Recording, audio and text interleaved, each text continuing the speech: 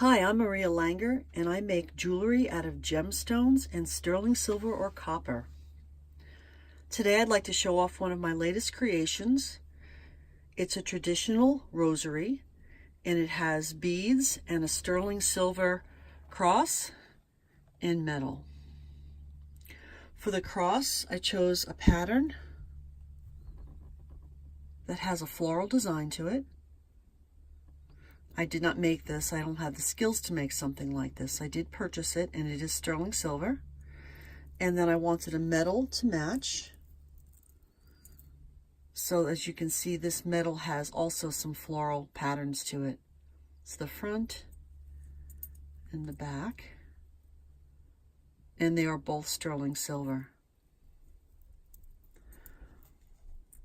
For beads, I used carnelian. That's the orange beads. They're kind of a burnt orange color.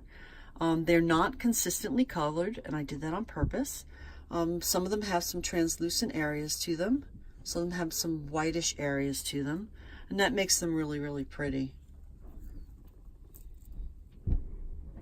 And the black beads are golden sheen obsidian, so they're mostly black. They have some gold sheen to them that also has a little bit of a greenish hue depending on how the light strikes them.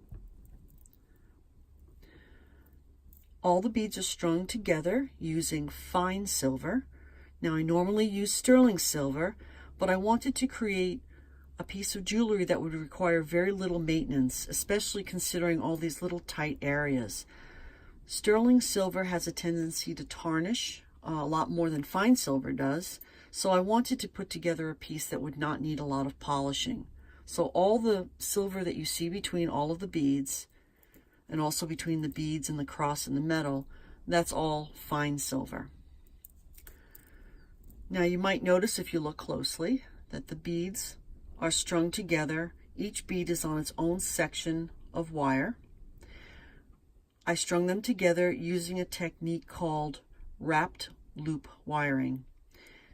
The way this works is I start off with a small piece of wire, and I create a loop, and I make a wrap around it, and then I put the bead on the other part of the wire, the extended part of the wire, and then before finishing off the wire with the other loop, I connect it to the existing chain, and then I close off the loop. So they're all connected to each other, and they're nice tight connections. There are no jump rings in this piece, so it's less likely to fail if you pull on it.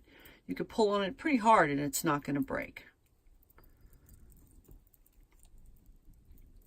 I'm really proud of this piece. I think I did a really very good job on it. I consider it an heirloom item.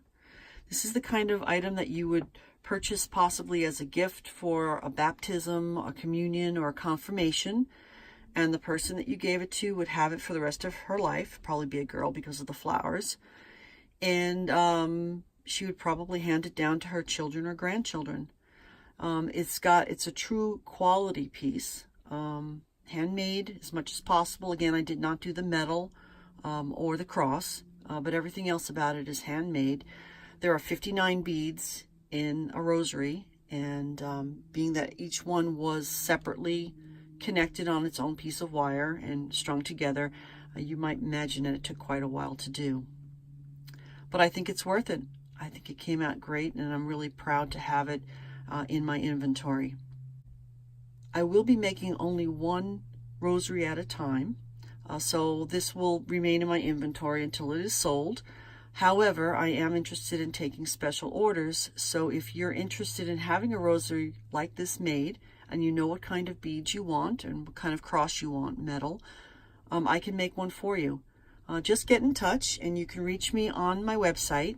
It's mljewelrydesigns.com. You can use the contact link there and get in touch with me. Or you could see me at any of the shows that I'm participating on if you're in my area. My website also has a calendar of events. Thanks very much for watching, and I hope you liked my rosary.